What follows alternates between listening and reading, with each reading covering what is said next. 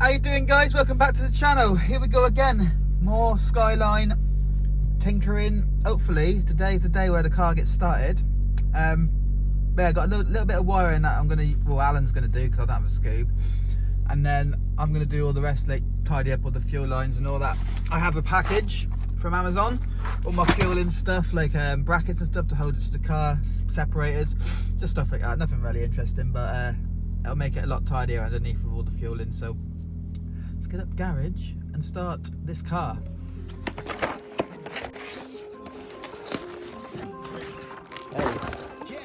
Yeah, I've been running and running to keep it 100. It's all that I wanted, but lately I don't get the stomach. The higher the summit, the harder the plummet. They know me all over this planet. I'm just a man, I can't understand it. Proud that I win and I did it myself. Hearing subliminal soul in myself. Feel like I'm breaking, I'm falling to hell. Oh yes, Alan. Oh, you're not getting any stuff? Leslie borrowed the car, went swimming. Got in the car this morning, 100 miles. Right on the action there, I can see. Hey boys, I have been sorting out the fueling lines a minute. Catch cams in. All the wiring is somewhat away. There's a link. I'm just doing the back at the minute. Alan's on it. Alan's the electric man. Put the shifter in just for a minute. Need to get a new knob because that's horrible. Right guys, we're getting there. A lot of the wires all tidied up now. We've still not got it started because of the I've tidied up fuel lines on the top. Because of this push start ignition system that I made Dave fitted many years ago. We can't figure it out. It had an alarm, it's been removed, but we still can't get it started. We're going to keep cracking on. Still plenty to do. Jack from Project Race Cars here, sorting out his coil packs and Bosch jobbing it, the cooler. Bodging everything. Yeah, almost forgot as well. We are going to fix our leaky radiator situation with a brand new Japspeed Rad. So get that in today and plug that leak. All the little bits count. Let's get on it. Oh, and also I bought a extended throttle body cable, because the standard one with the aftermarket Grady intake plenum, it's a bit too short, and this is an S14 I believe it is, one brand new, and they're a lot longer and they'll fit a lot better. So yeah, here we go. Okay, I'm gonna drain what's left of the water in this radiator. How much do you think's left? I reckon about 0 litres, because a lot of it's been leaked out over the time. Oh, still got a bit. Is that it? Oh, tiny little bit. But yeah, not much left. That wouldn't have lasted very long, and it would have overheated my engine and blew up. So that would have been good times, wouldn't it? After just putting the engine back in. Let's get the new one on. Let's get this new radiator opened up while that thing's draining out. It's still going, so it looks like there was still quite a lot of water left in there. Should have just chucked some freaking eggs in there. Could have filled the hose up, could have saved myself £200. But it's always better to be safe than sorry. The old egg trick, I've never tried it, but yeah, I'll link in the description this Japspeed Radiator. From JDM Garage, as most of my stuff comes from. Oh, lovely little sticker.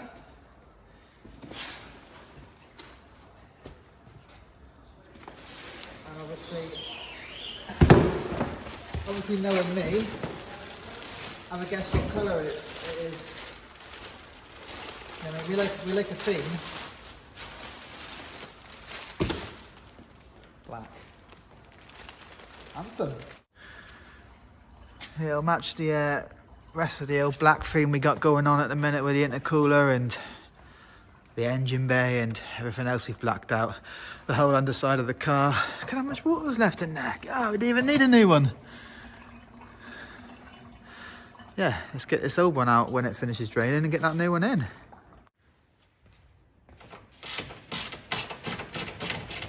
I was going backwards, moving stuff off the car and trying to get it started, but that's the car life.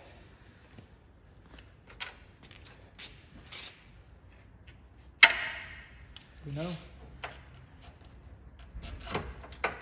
Dos.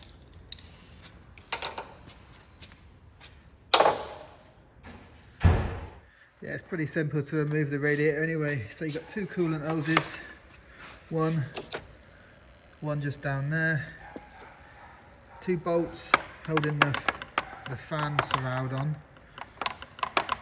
which is 1 and 2, and then just those two top brackets, and the thing should pull out. Oh, and a sensor, sorry, and this little sensor here goes in the front. But yeah, simple as that. Let's whip it out.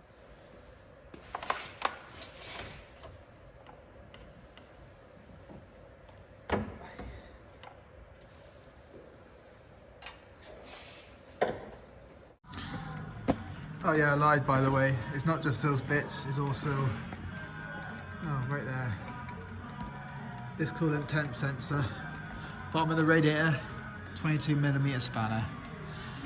But yeah, other than that, it comes straight out. No discussion, all I know is I was made for this, paid for this, yeah, slave for this, getting down and I'ma get it right, get on sight right. Well, as you can see, it's quite beat up, this radiator. I mean, it doesn't look that bad on camera, but I mean, if you look right up close, there is some big old dents in it. So yeah, I can see why it's leaking, but I don't know if you can get this repaired or not. Maybe I'll look into it after, maybe sell it and make a little bit of money, or have a spare maybe. We'll see.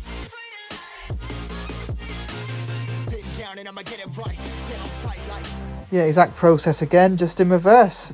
Plus the black one looks 10 times better than the silver one. And it was a bit crusty, the silver, so it worked out alright. Just 200 smackaroonies at me wallet for a change of colour. There you go. One nice, shiny radiator in. Japspeed. Yeah, one less thing to do. I did put a few little scratches in it, which is really annoying. If it leaks, then I shall be very angry.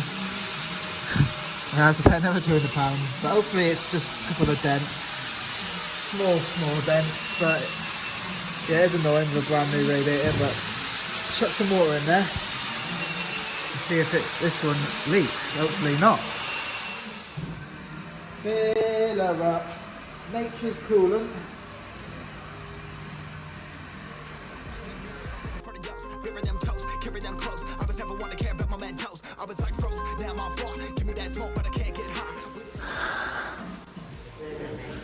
Okay guys, problem now is I believe the starter motor is seized. So I'm going to get it off. It is the next day. I went home after I figured I couldn't do any more because the car wouldn't start. Ordered a starter motor. I now have a starter motor in the boot. So I'll link it in the description of where I got it from. It's only an eBay one, £140 I got it for. Which is what I thought it's quite good really. It's an aftermarket one, obviously. It's not a genuine Nissan one, but uprated. We got uprated starter power now, yeah. So hopefully this is the problem and the car starts. We'll find out. Let's get up the garage. Yeah, ignore that description link, guys, because I say later on in the video I'll find out it doesn't fit. So it's all a waste of time. This basically. Don't know what it's for, what car. It says on there R33, but obviously not. Got one in the end though. Okay, the situation pretty raging right now. That starter motor I bought off eBay. Obviously I matched the part number to the one that was advertised on eBay, and it still doesn't fit. It's got a different size cog basically, like the thing that actually spins the crank, the flywheel, sorry, is the wrong size. So at the minute I'm driving to Plymouth Alternator and Starter Motor Company, and basically I'm assuming they deal with starter motors and alternators. So I'll speak to them. Obviously got two alternators, one doesn't work and one does, so but doesn't fit. So we're going to see what they can do, and hopefully it's, yeah, you can just swap some bits around and it'll work. So let's have a go, see what happens. Oh yes, that was a right result. They only had one sat on the shelf, didn't they? Brand new. £160 though for an exchange, basically the old broken one. Yeah, not cheap, but I'll send that other one that was completely wrong back on the one off eBay, and and that's 140 quid back, I suppose. So really it only cost me £20. If you don't count the 140 I've already paid, but yeah. Got one, so we'll just skip back now, after I get a Mackey's on the way up there, and stick the starter on, and hopefully the car will start, which is the whole point. So yeah, let's do it. And by the power of YouTube magic, it is now installed. 1, 2, 3, and in. There he is, all fitted. I have no fire extinguisher at hand, so let's see what happens.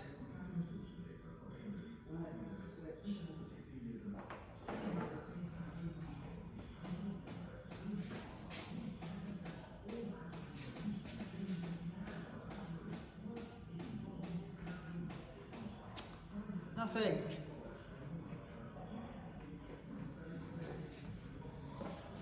Right guys, as you can see, I'm in the boot of a Skyline. The next problem is, starter motor works now, that's all good, but the fuel pump is not working. I'm assuming because it's been sat for so long, like all the fuel's gunked up and it's just not working, so fuel pump's coming out. See what's wrong with it, buy a new fuel pump, try and clean this one. Hey guys, I just bench tested this fuel pump. It's a World War 255, but it's been in the car for many a year, and it's just seized up, so that'll be the second reason why we're not starting. So now, so it was a starter motor and a fuel pump that was the problem. Well, I thought it was electrics. It may well be electrics, but yeah, the car's turned over with the starter motor, but we're getting no fuel, so this is the problem. So I'm gonna have to order one of these. Tried saving this one by hitting it with a spanner and putting a jump pack on it and running IPA through it, but it didn't fix it, so purchase a new one of these, and then that'll be the next problem ticked off. Oh, I love this car. Look at the state of this, guys. That is what happens when you leave your fuel tank empty. It wasn't empty, I had like a quarter of a tank when the car was left for all these years, but obviously this I don't think was submerged, and it's all crusty, and obviously all that's probably inside the fuel pump as well.